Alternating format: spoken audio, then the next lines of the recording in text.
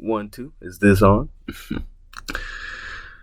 Our music listening habits have not been the same since they were pre-2020, ever since the pandemic has hit. And for a lot of industries, to movies and whatnot, there's been a hit taken to numbers, whether it's from listening or box office, or a lot of people are still recovering. A lot of clubs and venues are still not open, and we're not back to the 100% capacity that we all would hope to be at, but sadly cannot be at yet. And music has been the one thing that is sort of kind of hit that is taken for the pandemic, has been our listening habits. Without clubs and people being able to go out or even drive anywhere to most places to listen to the radio, a lot of the consumption has really, of course, been on our streaming services. But even then, a lot of the new releases and projects have not been doing the streaming numbers that they usually would do or aspire to do pre-2020. Even for some of the big artists, their numbers have not been as big as they should be. Even when they drop their big releases, everyone's numbers have been relatively low or have declined for a bit. And there's been something interesting to see in the music industry. But as artists are starting to now release, as they have started to find their footing on this industry and start to prepare for touring, mostly going down in the next year of 2022, it's been a lot to kind of see where some of the big artists have been and what they're doing and what their plan has been for this pandemic. Do definitely have songs still able to make their waves, and with the help of TikTok, this is still a thing for songs to catch on, kind of catch a groove. And we do still have artists, whether this was pre-pandemic or during the pandemic, that do some very good numbers, and to see the high streaming numbers of the hundreds of millions that some artists are still not kind of able to hit to right now. But overall, the effect is still taking everyone. Everyone is still kind of go through a sluggish period. This is still kind of a decline for artists right now, especially with no clubs, no venues to play their music, to get it popping, and to actually feel like you're in this environment that is playing these big party bangers or these big songs that's really getting all these plays and getting you to go back and run up all the numbers and to check out all these playlists. For the most part, what I'm seeing is a lot of people just going back to the classics, or going back to music that's already been released by some of their favorite artists and sticking with that. And even when the new albums come out for some of their favorite artists, they will listen to it, but they don't listen to it as heavily or as repeatedly as they were pre-pandemic for a lot of this new music, because a lot of it kind of seems useless or futile for people without having these big spaces to go out to in the world, besides just being at home. It's going to take a little time, but we're definitely getting there slowly but surely. But looking at the industry and looking what's going on with the pandemic, artists are now kind of getting to the point of releasing their music again. But in the beginning, it was a slow period. Not many people releasing albums because, it's kind of afraid to release an album when you can't tour off of it to make all your money and sell merchandise. But as we know, we have the art music has been coming out lately, of course. There's still some artists in the saddles that have not released their albums since this has happened. But right currently, music is kind of getting back to where it was, just like movies have been getting back to where they were, whether it's through streaming or through releasing in theaters limitedly or not. It's slowly getting back to that point, being to the monster that it was supposed to be. There's a certain big mega stars that you usually see how they're handling their environment that we're in, how they're doing with their music rollout, what music they're putting out here, how they're dealing with what we're going through to tell their own stories, and how their music has still evolved in this tough climate that we're in right now. There's a certain 3 artists that we have look for and study that's kind of a last of their kind. If you know what I'm talking about, you know I'm talking about the big 3. Now, if you know anything about anime a little bit, it kind of correlates, or it's the same thing.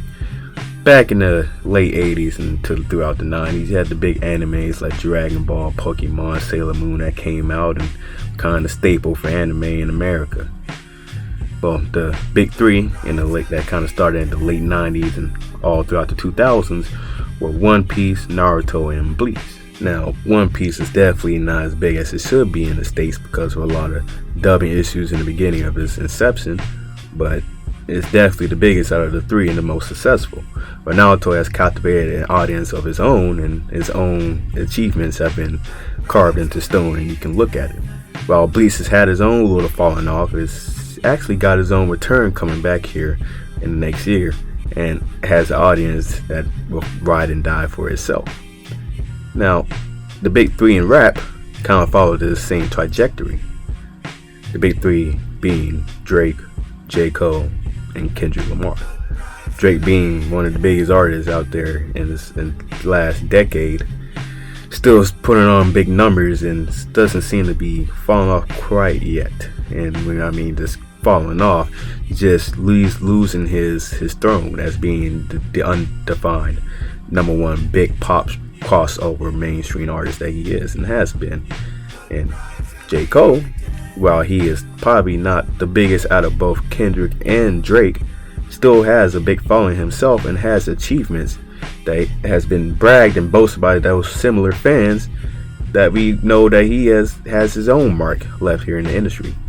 And then there's Kendrick Lamar, what you would say a mastermind that has made his own mark here and let it be known that he can also reach new levels and heights in the industry, from just being a conscious rapper, from going in and breaking into main pop rap mainstream hits, and also achieving astonishing milestones. All these three gentlemen have been artists that we have grown with, or have been inspired by, or have been watching for a long time. And it definitely has been interesting to see how they would deal with this pandemic and their music that will come out as a result of it. Now, as far as you know, there's only been one artist out of the big three to release music so far in the pandemic, that being J. Cole with the off season. As we know, he probably should have stayed in the off season. No, it was a good album. It wasn't bad. But Drake has still been delaying and postponing his album, still citing all the final touches, the final mixes are still being done, and we have yet to still see his album. Now, while we may speculate and theorize that he may be waiting on Kanye may be waiting on him, the album Certified Lover Boy has still not been released yet. Then there's Kendrick Lamar, who pretty much went ghost silent this entire pandemic. Hasn't been saying anything, hasn't been doing no promoting, haven't really done many features as well. And one thing we know with Kendrick is he likes to evolve his sound. With each project, he's always changing, he's always developing and fine-tuning his skills and perfecting his craft. From the independent studio album of Section 80, straight into the short film Good Kid, Mad City, right into it that could be the tunes of our ancestor to Pimp a Butterfly, and then straight into a reflection of the road and himself.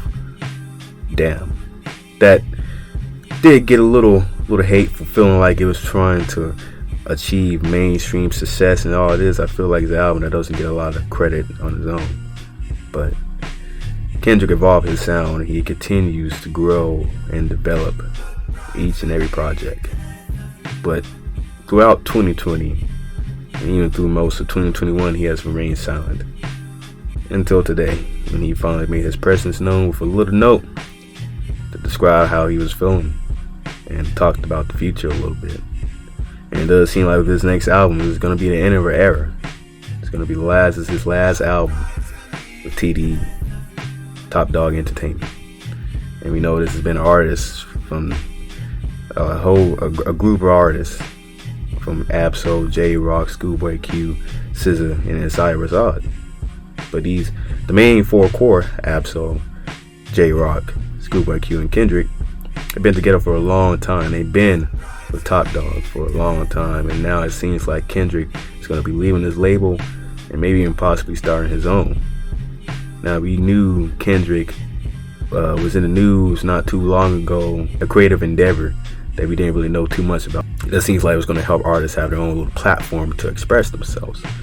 And maybe this has something to do with it. Maybe he is doing his own record imprint, or maybe he's just going on his own. But this is definitely going to be a sight to see how Kendrick evolves and to see where he goes from here with his music, what sounds that he introduces, to see what business ventures he gets into or what new paths he creates after this project. It's definitely going to be another interesting tale out of the big three, because this is the last of a generation that future of great minds that are still going since it's Tyler the Creator, and minds that have left us and surely will be missed like Mac Miller, and many more are still in the fold like A$AP Rocky. And of course there's other mainstream big artists out there like Travis Scott, Lil Baby, Gunner, Young Thug.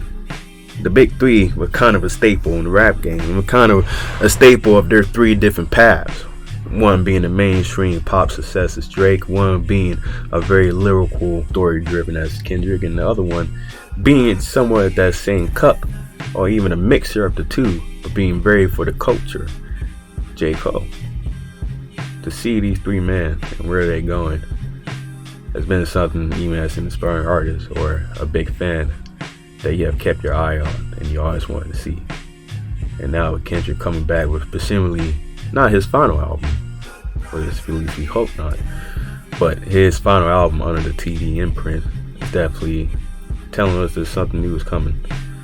Change is coming. And that's what we have to take from this pandemic, and what we had to do with our lives, and how we had to deal with this as we try to get back to the sense of normalcy, or back to the world that it used to be before the year 2020 struck us.